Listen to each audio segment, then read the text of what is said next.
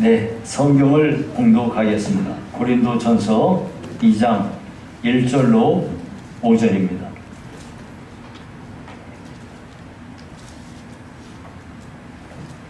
고린도전서 2장 1절로 5절까지 제가 봉독해 드립니다.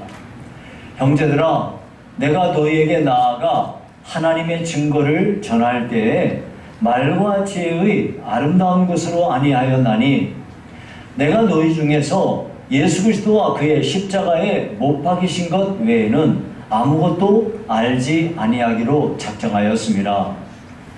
내가 너희 가운데 거할 때에 약하고 두려워하고 심히 떨었노라. 내 말과 내 전도함이 설득력 있는 지혜의 말로 하지 아니하고 다만 성령의 나타나심과 능력으로 하여 너희 믿음이 사람의 지혜에 있지 아니하고 다만 하나님의 능력에 있게 하려 하였노라. 아멘. 오늘은 하나님의 증거라는 제목으로 말씀을 상고하겠습니다. 천사가 스가랴 선지자에게 말했습니다. 만군의 여호와께서 말씀하시되 이는 힘으로 되지 아니하며 능력으로 되지 아니하고 오직 나의 영으로 되느니라. 네, 하나님의 일은요, 인간의 힘과 노력과 열심 가지고 되는 일이 아니라 오직 성령의 능력으로 된다는 말씀을 이렇게 하신 겁니다. 오늘 본문은 우리가 예수를 믿고 부득불해야 할 전도를 할 때 어떻게 해야 되는지, 또 우리가 이 세상에서 사는 동안에 하나님을 섬기며 하나님의 일을 하는 사람으로 살아야 되는데 하나님의 일을 감당할 때 어떻게 해야 되는지 이것을 잘 가르쳐주고 있습니다. 자, 먼저 복음이 무엇인가에 대해서 살펴보겠습니다. 여러분 1절 2절에 보니까 이래요. 형제들아, 내가 너희에게 나아가 하나님의 증거를 전할 때에 말과 지혜의 아름다운 것으로 하지 아니하였나니, 내가 너희 중에서 예수 그리스도와 그의 십자가에 못 박이신 것 외에는 아무것도 알지 아니하기로 작정하였습니다. 그랬어요. 자, 여기 보니까 하나님의 증거 1절에 라고 했는데, 하나님의 증거를 다른 이 사본에 보면은 하나님의 비밀이라고 되어 있어. 하나님의 비밀. 그러면 하나님의 비밀이 뭔가요? 그건 뭐 다름 아니라 복음을 말하는 겁니다. 그러면 왜 복음이 하나님의 비밀일까요? 복음이 하나님의 비밀인 이유는 모든 사람들이 다 안다면 그건 비밀이 아니에요. 오직 성령의 능력으로 거듭난 사람만이 깨달아 알 수 있는 것이기 때문에 이것이 비밀인 겁니다. 비밀은 감추어져 있어서 드러나지 않아요.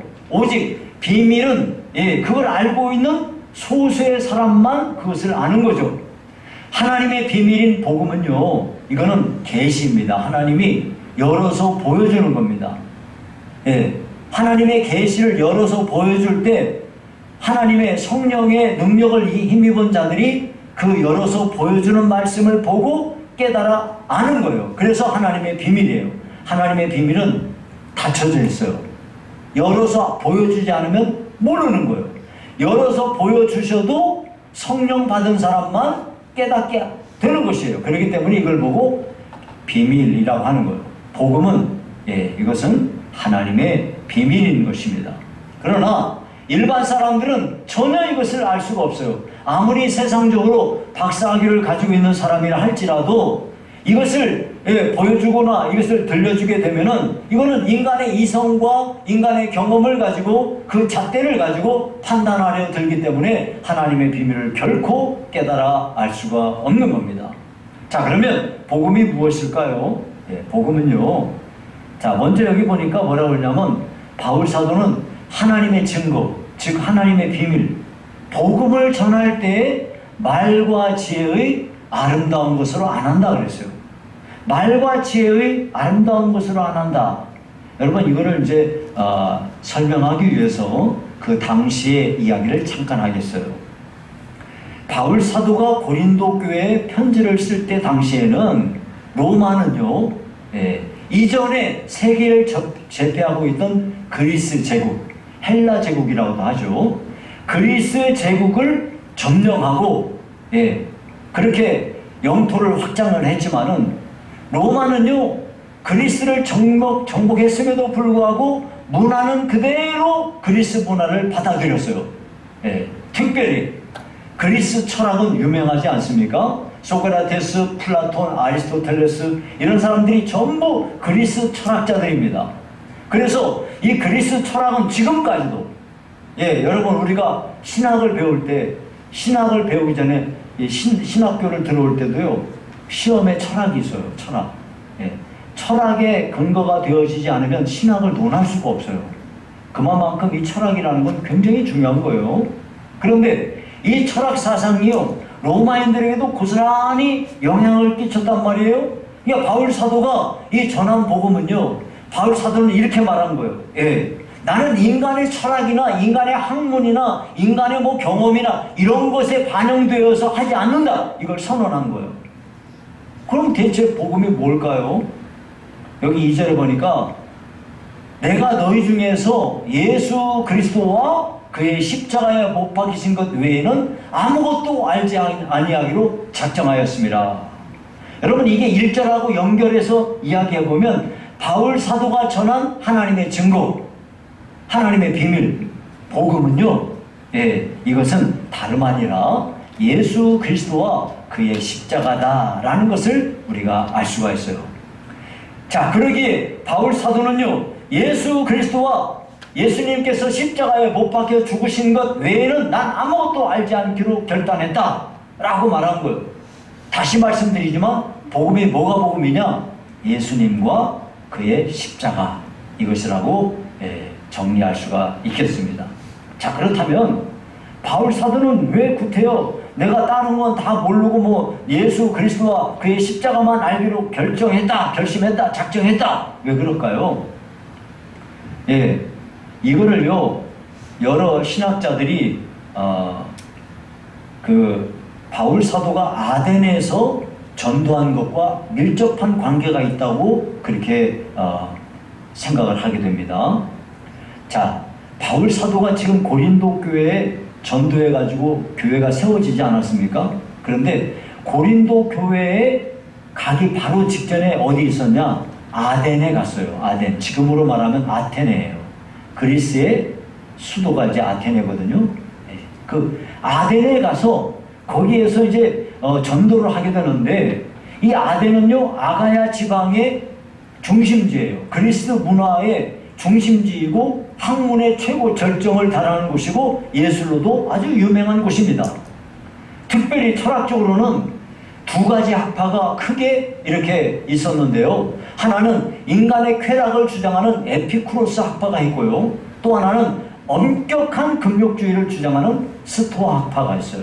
이 두 가지 학파가 이렇게 아주 활발하게 벌어지고 있었어요. 그런데요, 정말 특이하게도 이렇게 철학이 아주 있고 학문이 그렇게 아주 굉장히 학문의 중심지인 이곳에 종교적으로는요 굉장히 미신적인 거예요. 여러분 그런 거 여러분이 생각해 보지 않으셨나요? 그 점쟁이 잘 찾아다니는 사람들 중에요, 공부 열심히 해가지고 박사학위 따신 분들이 점쟁이 잘 찾아다니는 거 알아요? 좀 이상하죠? 그 정도 공부했으면 점쟁이쯤은 안 찾아갈 법도 한데 이상해요. 바로 여기도 그런 거죠. 이렇게 학문이 발달한 그곳에 종교적으로 굉장히 미신적이어가지고요.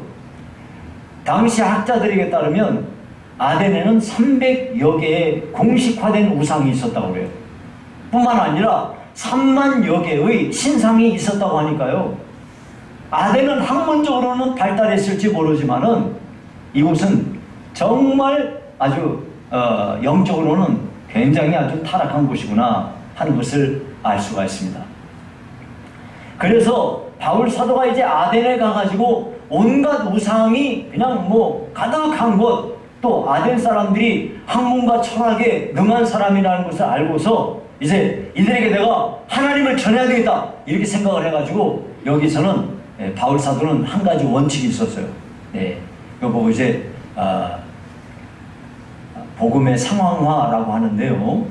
내가 여기 지식이 많은 사람들에게 가면은 나는 지식인들이 들을 수 있는 말로 내가 이들에게 설교하고, 학문이 짧은 사람들, 그냥 그림 같은 거 보여줘야지 되는 사람들에게는 내가 그들이 알아들을 수 있는 쉬운 말로 한다. 이것이 바울 사도의 철학이에요. 이거는 완전 확고부동한 그의 자세예요. 자, 그래서 아덴에 갔더니 이 아덴 사람들이 철학과 학문에 능한 사람들이에요. 그래서 바울 사도도 이 사람이 학문이 능한 사람이니까 여기서 논리적으로, 철학적으로, 학문적으로 접근하기 시작한 거예요. 예, 전도할 때 말로 전도하지 않습니까? 그의 말에 논리가 들어가고 철학이 들어가고 학문이 들어가서 그들에게 이야기를 했단 말이에요. 예. 그런데 이렇게 논리적으로 근사한 이 전도를 했음에도 불구하고 아덴 사람들한테 좋은 효과가 별로 없었어요. 예. 이 아덴 사람들이 이 학문적으로 교만할 뿐만 아니라 또 자기 자신이 철학적으로 이 전도한 것에 대한 한계가 명확하게 드러나는 거죠. 그래가지고 아덴에서는 불과 몇몇 사람만이 복음을 받아들이고 바로 거기를 철수해야 됐어요.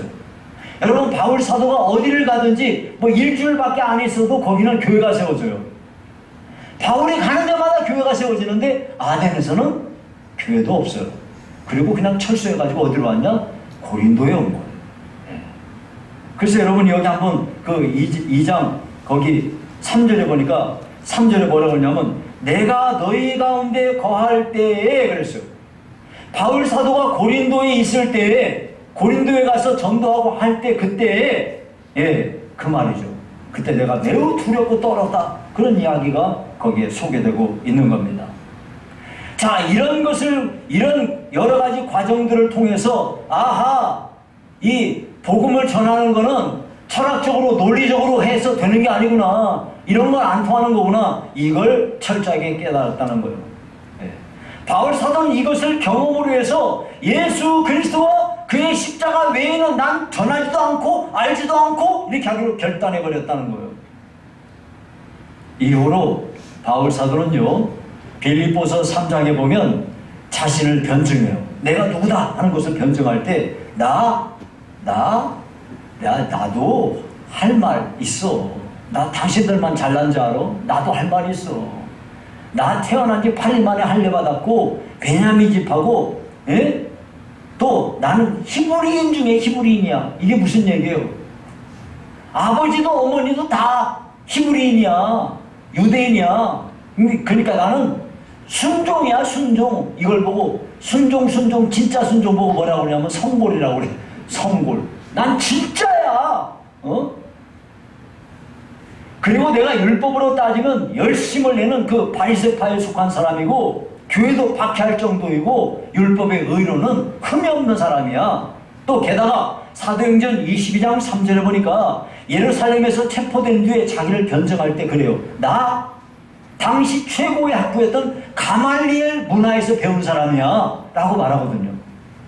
그런데 바울 사도가 뭐라고 하는지 알아요? 나는 그리스도를 아는 지식이 제일 고상하기 때문에 내가 여태까지 나한테 유익하다고 생각하는 이런 모든 지식이며 경험이며 이런 건 전부 다 배설물로 여긴다고 그랬어요. 그러니까 바울 사도에게 있어서 그에게 가장 중요한 건 예수 그리스도이시며 그분이 십자가를 지신 것, 그분의 십자가만이 그분에게 가장 중요한 것이라고 이렇게 깨닫게 된 거죠. 자, 그러니까 제가 여태껏 설교한 거를 딱 정리하자면 복음이 뭐가 복음이냐? 예수 그리스도와 그의 십자가다, 이걸. 자, 그러면 이와 같은 복음은 어떻게 전해야 되는가 하는 거예요.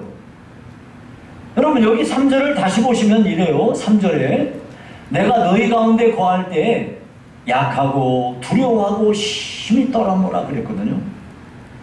여러분 여기 보니까 대체 왜 바울 사도는 고린도에 머물러 있을 때 약하고 두렵고 심히 떨었다고 했을까요? 여러분 요거를 제가 간략히 설명드릴게요.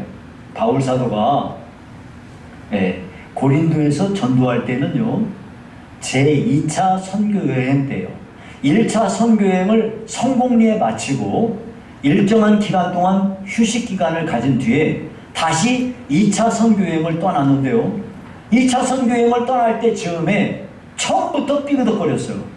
왜냐하면 마가라는 사람이 있었는데, 여러분 이 마가복음 있잖아요. 마태, 마가. 그 마가복음의 그 주인공이 그 마가인데, 이 사람이 1차 선교여행에서 같이 갔어요. 근데 이 사람이 도중에 그냥 무슨 이유 때문인지 그냥 뭐가 삐쳤는지 뭐 시험 들었는지 그냥 가버렸어요. 예. 그랬는데 2차 선교여행을 떠나려고 할 때 이 마가를 또 데리고 가자는 거예요. 누가? 바울 사도하고 바나바 이 두 사람이 이끌어 리더들인데, 이 바나바에게 조카가 누구냐? 마가예요. 그래서 자기 조카 데리고 가자 이거예요. 그랬더니 바울 사도가 말하기를 안 돼. 1차 선교행 때 뭐 어떻게 했어? 봐봐. 중간에 갚아린 놈을 어떻게 데리고 가? 그렇게 했더니 거기서 대판 싸워가지고 갈랐었어요. 처음부터 아주 삐그덕거렸어요. 그래가지고 바울 사도는 신라와 함께 이제 선교여행을 떠나게 됩니다. 선교여행을 갔는데 가가지고 원래 자기가 선교를 할 때는 자기 계획이 있을 거 아니에요. 기도하고 어디로 가야 되겠다, 어떻게 하겠다 이런 생각이 있는데 자기가 계획한 대로 가려고 하는데 자꾸 성령님께서 길을 막아버리는 거야. 그래가지고 자꾸 길이 막히니까 이게 왜 그러지 그렇게 하다가 드로아라고 하는 곳에 갔어요. 그런데 환상 중에 마게도냐 사람 하나가 마게도냐로 건너와서 우리를 도우라 하고 요청하는 거예요.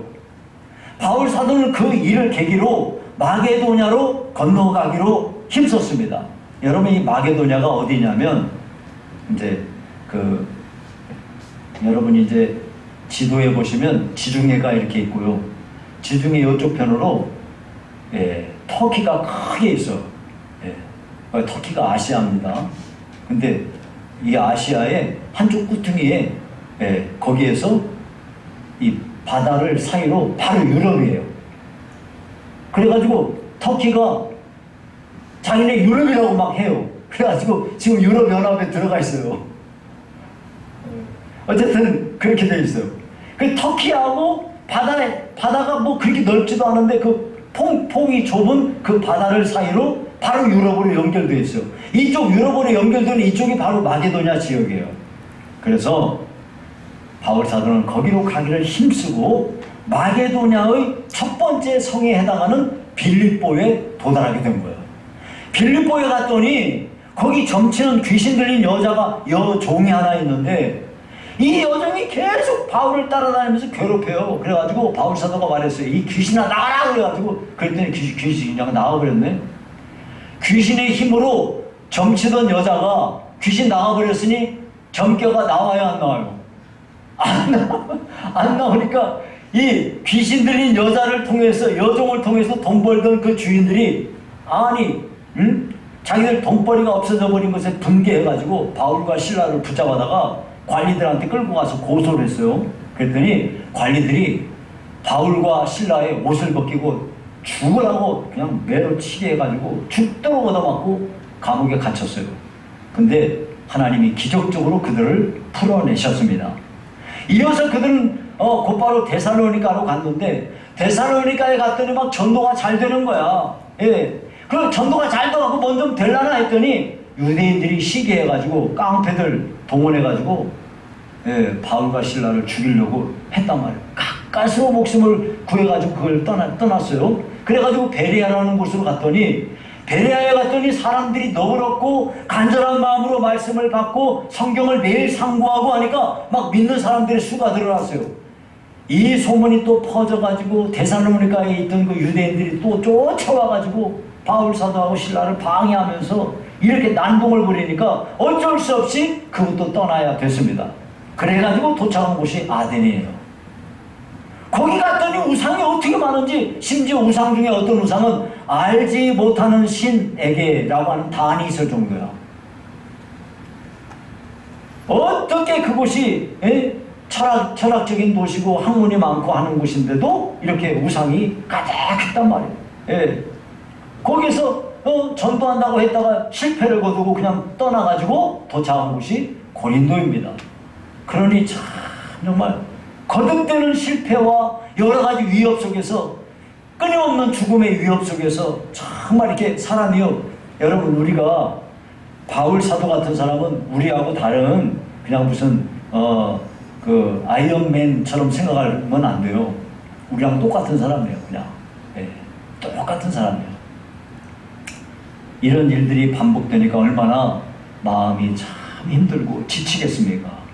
게다가 여러분이 설교자가 설교를 정말 실패를 해버렸다 그러면요 정말 쥐구멍이 있으면 들어가고 싶어요. 여러분은 그런 거 잘 모르시죠? 설교했는데 망쳐버렸다 그러면요 진짜 쥐구멍이 있으면 들어가고 싶어요. 너무너무 창피하고 수치스럽고 얼굴을 들지를 못하겠어요. 지금 바울 사도가 그런 처지란 말이에요. 지금 게다가 이 바울 사도가요 건강이 안 좋아요. 이 사람이. 예. 여러분이 사실 이 육체가 약해지면요 영적으로 약해져요.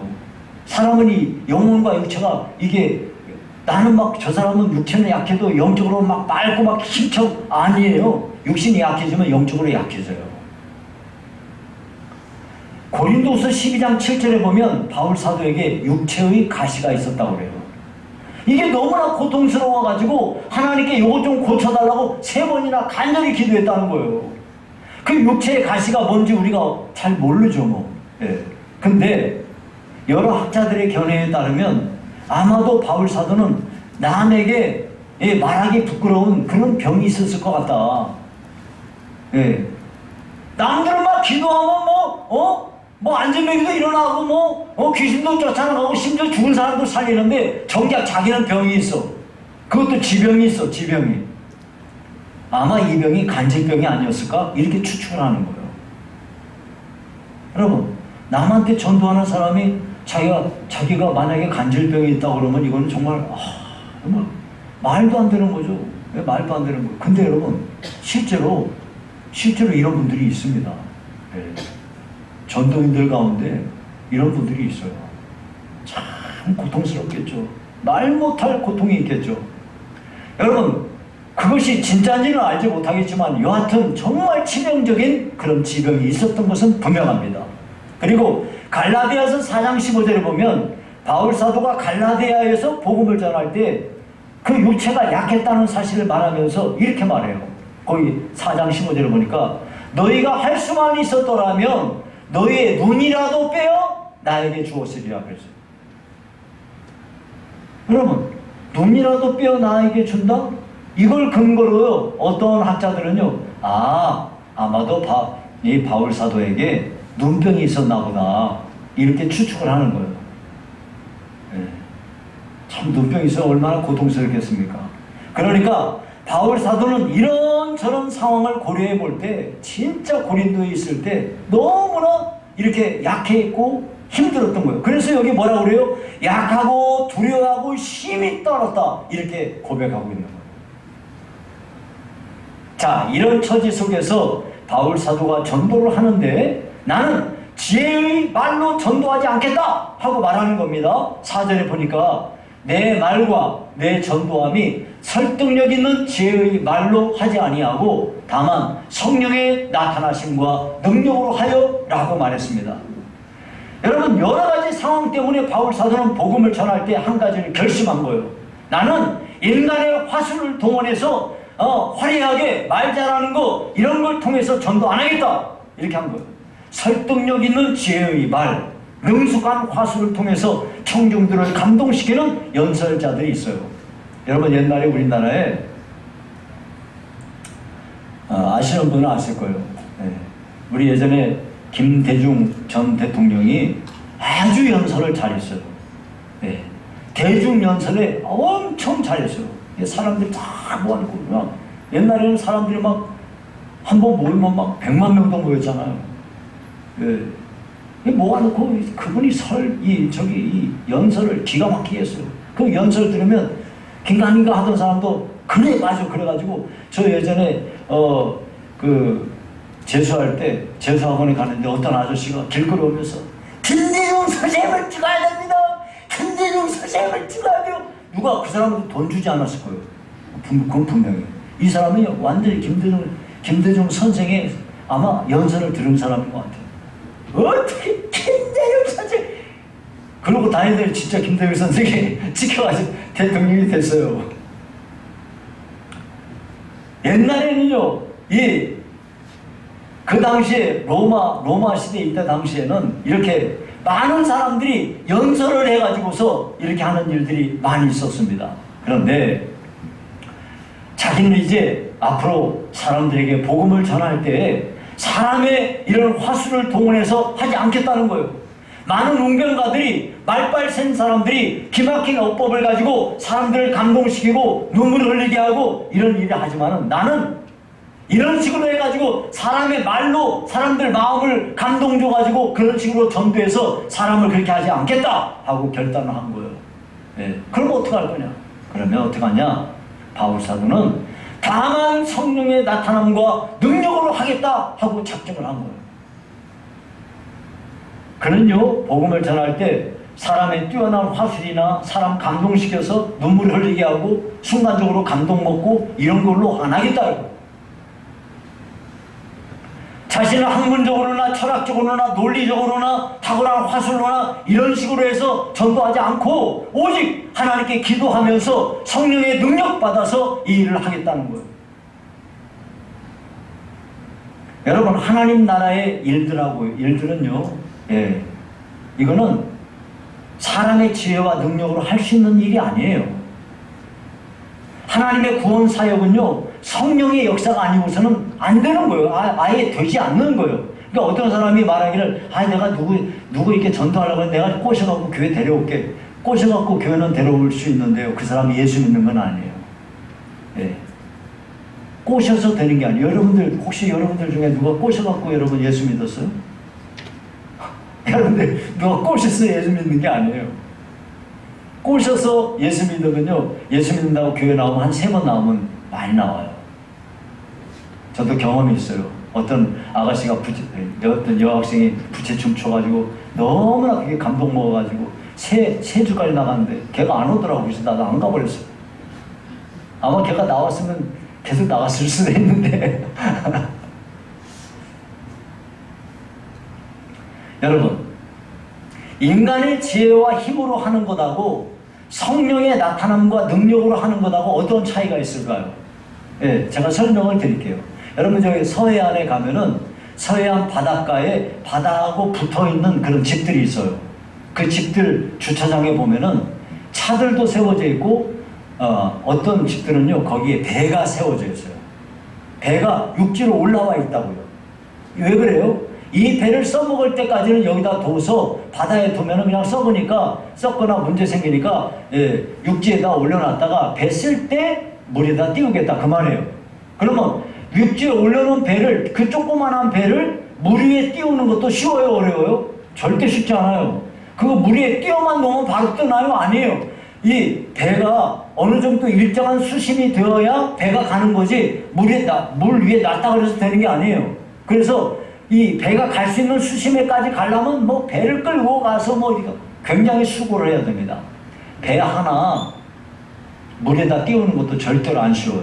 조그만한 배 하나도 그런데 이 배가 만약에 몇만 톤짜리다 그러면요, 이거는요 사람 힘으로 되는 게 아니고 기계 동원해서 이렇게 해야지 되는 거지 절대 할 수가 없어요. 자, 사람의 지혜와 힘으로 하는 거는 마치 이와 같은 거예요. 예. 그런데 성령의 나타남과 능력으로 한다는 거는 그럼 뭐와 같으냐? 여러분, 그 서해안에 가면은 이 조수 간만에 차가 있죠? 밀물이 있고 썰물이 있어요. 예.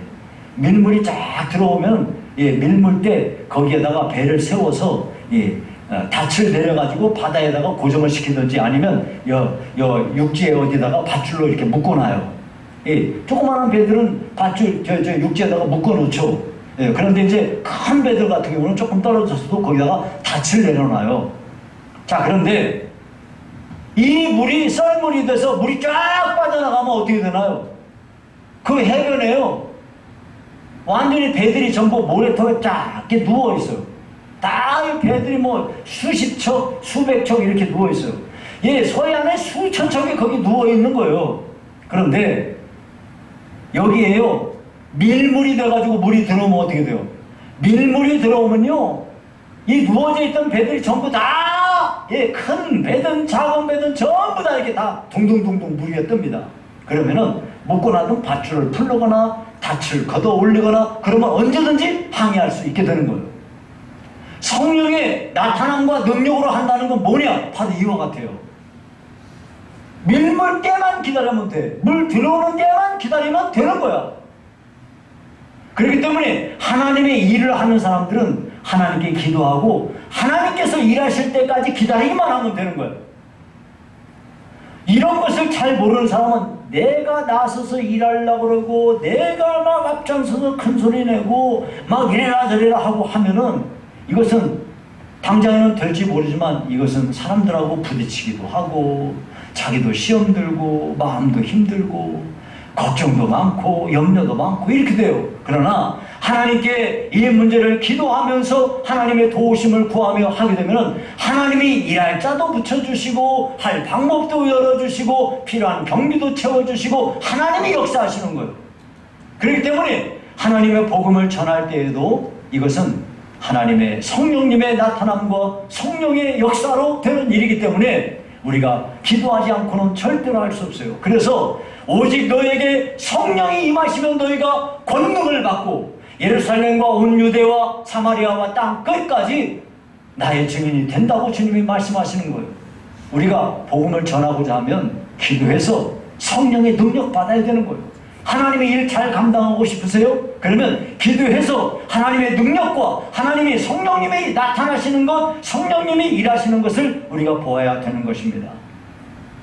말씀을 맺습니다. 여러분, 우리가 되돌아보면요, 참 우리 예수 믿는 거 정말 경이로운 일입니다. 우리 각자가 사람마다 독특한 경험을 가지고 있고 참 예수 믿었을 때 놀라운 일들 속에서 우리가 예수를 믿었어요. 그런데 여러분, 우리가 정말 거듭난 성도로 주님 앞에 서게 된 건 어떤 목사라든지 어떤 전도자가 뛰어난 연설을 해가지고 된 게 아니에요. 그 사람의 말에 감동 먹어가지고 된 거 아니에요. 우리는 모두가 성령의 강력한 역사하심을 따라서 초자연적으로 우리가 예수를 믿는 거예요. 이와 같이 하나님의 모든 일이란 건 인간의 얕은 야트막한 그런 지식 가지고 자기 경험 가지고 이런 걸로 되는 일이 아니에요. 특별히 여러분 요즘에 교회마다 큰 비상이에요. 어떤 게 비상이에요? 미래가 없어요. 어떤 사람은 책을 썼는데 무슨 책 제목이 뭐냐면 교회에 청년이 없으면 교회에 소망도 없다 그랬어요. 청년이 없으면 소망도 없다. 이 말은 좀 더 하자면 교회에 애들이 없으면 그 교회는 소망도 없다. 그 말이랑 똑같은 거예요. 지금 많은 교회에 청년이 없어지고 애들이 없어요. 아예. 애들이 없는 교회는 어떻게 되겠어요? 10년 뒤에 20년 뒤에 문 닫아야 돼요. 다른 방법 없어요. 그냥 그거는 너무너무 자연스러운 일이에요. 다른 방법 없다니까요. 그래서 정말 우리가 중점을 둬야 될 게 뭐냐면 교회에서 우리 어린 자녀들이 믿음으로 서도록 저들을 세우는 일이에요. 그러면 어떻게 저 어린애들에게 믿음으로 저들이 설 수 있도록 할 수 있겠어요?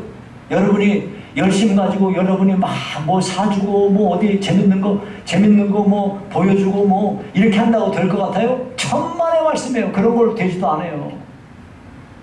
절대 되지 않아요. 여기 나오는 대로 하나님께 기도하고 오직 하나님의 신으로 되는 거야. 성령으로 되는 거야. 성령의 나타남과 성령의 능력으로만 이것이 가능하기 때문에 그 일을 그렇게 해야 되는 거예요. 오늘날 어쩌면 우리 주님이 보실 때 많은 곳에 에스겔 선지자가 환상 중에 보았던 것처럼 에스골 골짜기에 마른 뼈가 가득해 있는 그런 모습처럼 수많은 사람들이 영적으로 메말라 있어요. 어떻게 이 영적으로 메말라 있는 것을 이겨낼 수 있습니까? 영적으로 메말라 있는 이것을 이기는 비결은 하나밖에 없어요. 기도해서 성령의 능력 받는 거예요. 이길 말고는 없어요. 여러분이 언제까지 그냥 신앙생활하는 게 힘들고 지치고 어거지로 하겠습니까? 만약 여러분이 다시 기도의 자리로 나아가 성령의 능력을 입으면 당장에 그런 거는 없어져 버릴 거예요. 예수 믿는 게 재밌어질 거고, 기도하고 싶고 기도할 시간이 시간이 없다고 없어 기도 못 한다고요? 안 그래요. 예. 여러분 어떻게든지 내가 시간 내서 기도해요. 기도의 맛을 알아야 기도하지, 기도의 맛이 없는데 기도가 되겠어요? 오늘 이때야말로 우리가 하나님 앞에 기도로 나아가 성령의 능력 받고 성령의 나타나심과 성령의 능력으로 하나님의 일을 감당할 때 하나님이 큰 역사를 이루시고 복을 더하여 주실 줄로 믿습니다. 모쪼록 우리 교회 온 성도들이 다시 기도의 자리로 나아가며 성령의 능력을 힘입는 역사가 있기를 주의 이름으로 축원합니다. 살아계신 하나님 아버지 감사합니다. 힘이 부족한 저희들을 도와주셔서 다시 우리 주님 앞에 나아가 기도의 자리로 나아가게 도와주시고 성령께서 역사하셔서 각 사람에게 능력을 부어주사 이 어두운 세상 가운데서 하나님의 뜻을 이루며 살 수 있도록 도와주시옵소서. 예수님 이름으로 기도하옵나이다. 아멘.